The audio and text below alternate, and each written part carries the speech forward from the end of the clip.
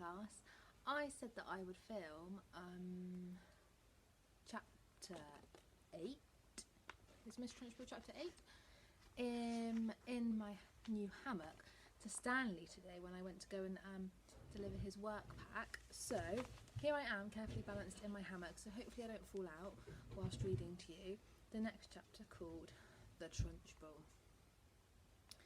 In the interval, Miss Honey left the classroom and headed straight for the headmistress's study. She felt wildly excited.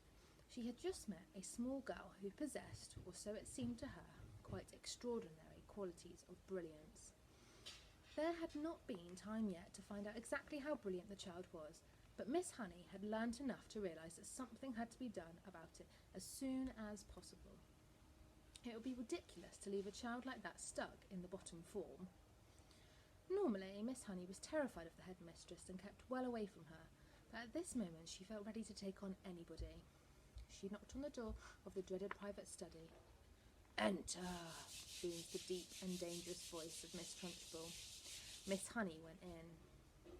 Now, most head teachers are chosen because they possess a number of fine qualities. They understand children, and they have the children's best interests at heart. They are sympathetic, they are fair, and they are deeply interested in education. Miss Trunchbull possessed none of these qualities, and however she got her job was a mystery. She was, above all, a most formidable female.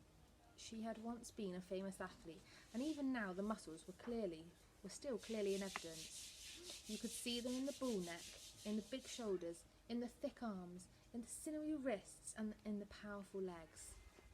Looking at her, you got the feeling that this was someone who could bend iron bars and tear telephone directories in half. Her face, I'm afraid, was neither a thing of beauty nor a joy forever. She had an obstinate chin, a cruel mouth, and small, arrogant eyes, and as for her clothes, they were, to say the least, extremely odd. She always had on a brown cotton smock, which was pinched in around the waist with a wide leather belt. The belt was fastened in front with an enormous silver buckle.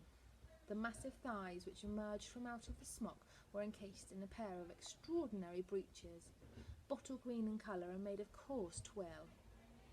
These breeches reached to just below the knees, and from there on down she sported green stockings with turn-up tops which displayed her calf muscles to perfection. On her feet she wore flat-heeled brown brogues with leather flaps. She looked, in short, more like a rather eccentric and bloodthirsty follower of the staghound than the headmistress of a nice school for children. When Miss Honey entered the study, Miss Trunchbull was standing beside her huge desk with a look of scowling impatience on her face. "Yes, Miss Honey," she said, "what is it you want? You're looking very flushed and flustered this morning. What's the matter with you? Have those little stinkers been flicking spitballs at you?" "No, headmistress, nothing like that." "Well, what is it then? Get on with it. I'm a busy woman." As she spoke, she reached out and poured herself a glass of water from a jug that was always on her desk. "There is a little girl in my class called Matilda Wormwood," Miss Honey began. "That's the daughter of the man who owns Wormwood Motors in the village," Miss Trunchbull barked. She hardly ever spoke in a normal voice. She either barked or shouted. "An excellent person, Wormwood," she went on. "I was only in there yesterday. He sold me a car, almost new, only done 10,000 miles. Previous owner was an old lady who took it out once a year at the most. A terrific bargain.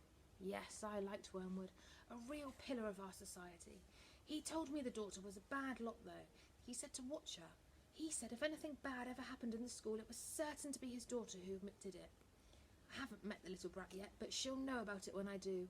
Her father said she's a real wart." "Oh, no, headmistress, that can't be right," Miss Honey cried. "Oh, yes, Miss Honey, it darn well is right. In fact, now I come to think of it, I bet it was her. It was she who put that stink bomb under my desk first thing this morning. The place stunk like a sewer. Of course it was her. I will have her done for that, you see, if I don't." "What's she look like? Nasty little worm, I'll be bound. I've discovered, Miss Honey, during my long career as a teacher, that a bad girl is far more dangerous creature than a bad boy. What's more, they're much harder to squash. Squashing a bad girl is like trying to squash a blue bottle. You bang it down and the darn thing isn't there. Nasty, dirty things little girls are. Glad I was never one."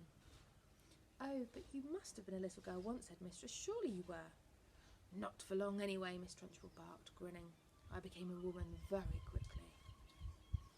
"She's completely off her rocker," Miss Honey told herself. "She's as balmy as a bedbug." Miss Honey stood resolutely before the headmistress. For once she was not going to be browbeaten. "I must tell you, Headmistress," she said, "that you are completely mistaken about Matilda putting a stink bomb under your desk." "I am never mistaken, Miss Honey." "But, Headmistress, the child only arrived in school this morning and came straight to the classroom." "Don't argue with me, for heaven's sake, woman. This little brute Matilda, or whatever her name is, has stink-bombed my study. There's no doubt about it. Thank you for suggesting it." "But I didn't suggest it, Headmistress." "Of course you did. Now what is it you want, Miss Honey? Why are you wasting my time?" "I came to talk to you about Matilda, Headmistress. I have extraordinary things to report about the child. May I please tell you what happened in class just now?" "I suppose she set fire to your skirt and scorched your knickers," Miss Trunchbull snorted. "No, no," Miss Honey cried out. "Matilda is a genius." At the mention of this word, Miss Trunchbull's face turned purple, and her whole body seemed to swell up like a bulldog's. "A genius!" she shouted. "What piffle is this you're talking about, madam? You must have been out of your mind. I have her father's word for it that child is a gangster." "Her father is wrong, Headmistress." "Don't be a twerp, Miss Honey. You have met the little beast for only half an hour, and her father has known her all her life." But Miss Honey was determined to have her say, and she now began to describe some of the amazing things Matilda had done in arithmetic. "So she's learnt a few tables by heart, has she?" Miss Trunchbull barked. "My dear woman, that doesn't make her a genius. It makes her a parrot." "But, Headmistress, she can read." "So can I," Miss Trunchbull snapped. "It is my opinion," Miss Honey said, "that Matilda should be taken out of my form and placed immediately in the top form with the 11-year-olds. "Ha!" snorted Miss Trunchbull. "So you want to get rid of her, do you? So you can't handle her. So now you want to unload her on the wretched Miss Plimsoll in top form, where she will cause even more chaos." "No, no," cried Miss Honey, "that is not my reason at all." "Oh, yes, it is," shouted Miss Trunchbull. "I can see right through your little plump, madam. And my answer is no. Matilda stays where she is, and it is up to you to see that she behaves herself." But Headmistress, please." "Not another word," shouted Miss Trunchbull. "And in any case, I have a rule in this school that all children remain in their own age groups regardless of ability.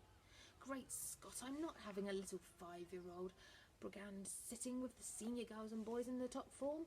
Who ever heard of such a thing?" Miss Honey stood there helpless before this great red-necked giant. There was a lot more she would like to have said, but she knew it was useless. She said softly, "Very well, then. It's up to you, Headmistress."